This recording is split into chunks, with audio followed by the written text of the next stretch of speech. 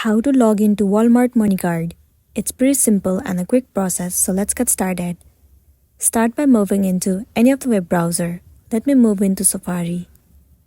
Once you're in the home page, in the search bar, search for Walmart MoneyCard. You need to head over to the very first link and wait for a while for it to load. It will land you on this official page of MoneyCard. Now what you want to do is click on this three horizontal line at the top left corner of the screen and then tap on Login. Wait for a while for it to load. You will land on the page where you'll be able to log into your account. Simply enter your username and the password of your account. If you have forgotten the password, then you can click on Trouble Signing In. Follow the on-screen process and recover the password.